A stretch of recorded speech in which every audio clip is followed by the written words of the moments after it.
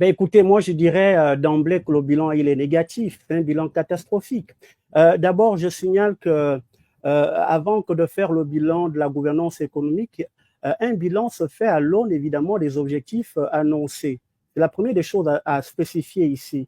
Le CTRI, lorsqu'il est arrivé dans son discours au trône, puisqu'il se prend pour un monarque, vu d'ailleurs la constitution taillée effectivement à sa dimension, le CTRI avait formellement dit qu'il était là pour restaurer les institutions, ce qui est d'ailleurs un vocable mal employé, parce que si c'était pour restaurer les institutions, c'était donc pour restaurer les institutions pédégistes. Bien, maintenant, on doit faire le bilan économique. Je signale à mes panélistes, mes copanélistes, plutôt que je suis évaluateur également des politiques publiques, j'ai un billet là-dedans, et qu'on peut faire une évaluation concomitante, même si le CTRI n'est là que pour 1 an. Allons-y donc faire l'évaluation de la gouvernance économique du CTRI, qui montre que le CTRI est d'une incompétence notoire. C'est de l'amateurisme à la tête de l'État. Vous savez, quand on gère un pays, on ne gère pas un pays par rapport à quelqu'un d'autre. Parce que j'ai entendu Madame Lokogo tantôt citer l'ancien pouvoir dans lequel d'ailleurs le CTRI était, puisque nous avons la continuité de la Yoon Team au pouvoir actuellement avec le CTRI. Lorsqu'on gère un pays, on gère un pays par rapport à un idéal type d'État sur le plan économique ici. C'est ce qu'on appelle en économique l'équilibre macroéconomique optimal optimorum, c'est-à-dire le meilleur. C'est comme l'état de bonne santé d'un individu. Donc, on doit aller chercher ce qu'on appelle l'équilibre de plein emploi. C'est lui le meilleur. OK? Ce n'est pas une vue de l'esprit, l'équilibre de plein emploi là. Il faut aller regarder les indicateurs macroéconomiques en matière de croissance. Est-ce que le PIB réel est au même niveau que le PIB de plein emploi? Actuellement, nous faisons 2,6. Plus bas, attendez, je n'ai pas fini. Plus bas que plus bas que le Burkina Faso, qui a moins de potentialité, qui a 5,9. En termes de taux de chômage, le chiffre officiellement qu'ils annoncent, c'est le 40%, mais en réalité, il est beaucoup plus élevé. Le chiffre officieux du taux de chômage, d'ailleurs, le directeur de l'emploi qui était... On va y arriver. Le taux de chômage, le chiffre du taux de chômage officieux, c'est de 60%. Bien, au niveau de l'inflation, mais aucune... On va y arriver, Dr. Okwe. Nous sommes à plus de 4% du taux d'inflation. S'il vous plaît, Dr. Okwe, au-delà de la cible. On va y arriver, monsieur le docteur Okwe, parce que là, vous allez dans la politique, vous mélangez un peu tout. On va y arriver. On va y arriver. Vous êtes évaluateur, vous n'avez pas des faucons autour de vous. Moi aussi, j'ai été économiste avant d'être député, j'étais au FMI. Moi, je parle en fonction des agrégats macroéconomiques. Je n'ai pas ça dans le vide, monsieur.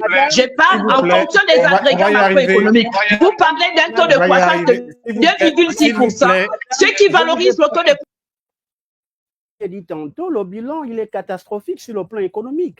Allons-y regarder les agrégats, c'est-à-dire les grandeurs effectivement économiques. Allons-y voir, par exemple, au niveau de l'inflation. Nous sommes à 4,2, 4,3, 4,4, au-delà de la cible effectivement d'inflation, c'est-à-dire du critère de convergence de la CEMAC. Vous voyez, ça, c'est un échec. Alors, quand vous dites 4,3, 4,4, vous référez à quoi concrètement? Quelles sont vos références? Je me réfère au taux d'inflation présenté par effectivement le Gabon au FMI, parce que je m'appuie sur le rapport, parce que moi, je regarde plus les statistiques du Gabon. Vous savez, ils sont experts dans le travestissement du chiffre. Donc, moi, je vais toujours regarder dans les rapports du FMI. C'est dedans que je vais regarder les indicateurs macroéconomiques comme le taux d'inflation. Donc, on est à 4,2. Donc, ce 4,2 est au-delà de 3%, qui est la cible, évidemment, ou enfin la limite d'inflation, je dirais le critère de convergence en matière, effectivement, de contrôle des prix. Bien, au niveau, effectivement, du solde budgétaire, nous sommes déficitaires depuis pas mal longtemps, c'est-à-dire un déficit quasi structurel. Je vais vous donner les chiffres ici en pourcentage. Vous voyez, en 2023, d'abord en 2022, on était à moins 0,7%. Ça, c'est en 2022 avec l'ancien régime Ali Bongo. En 2023, on est à moins 1,8%. En 2024, on est à moins 4,2%. Madame Lokogo qui voulait justement se gargariser en disant nous faisons mieux que le régime d'Ali Bongo, regardez comment on passe de moins 1,8% du déficit budgétaire à moins 4,2%. Et en 2025, selon les projections du FMI, nous serons à moins 6,4%. La dette elle-même, nous avons explosé le plafond de la CEMAC. qui est de 70%. Ça, c'est des faits, ce n'est pas de la politique, Madame Lokogo. Moi, j'ai mes statistiques ici. Moi, j'ai pris le temps d'aller chercher au niveau du FMI. Donc, ça veut dire quoi? Ça veut dire que nous allons entrer avec une dette qui n'aura plus d'efficacité marginale du capital. Lorsque vous dépassez effectivement le niveau optimal d'endettement, ben la dette n'est plus rentable, ni en termes économiques, ni en termes sociaux, ni au niveau financier pour pouvoir effectivement la rembourser. Continuons. L'économie gabonaise continue à être une économie de rente naturelle.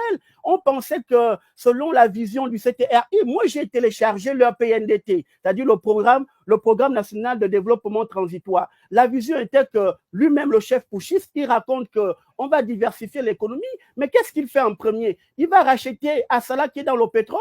Au lieu d'injecter l'argent dans le hors pétrole pour diversifier justement l'économie, on va investir dans des éléphants blancs. Assala qui n'est pas rentable, la preuve c'est qu'ils cachent leurs états financiers. Et en plus, les puits sont vieillissants. Il va falloir mettre près de 1300 milliards de francs CFA pour investir dans un éléphant blanc, alors qu'il y a du secteur hors pétrole, l'agriculture, l'élevage, qui demandent de l'argent. Merci. On aurait pu le faire, mais l'incompétence notoire des différents gouvernements, et notamment du CTRI, fait que nous ne sortirons jamais de l'économie de la nature, d'économie de rente naturelle, effectivement, qu'est celle gabonaise.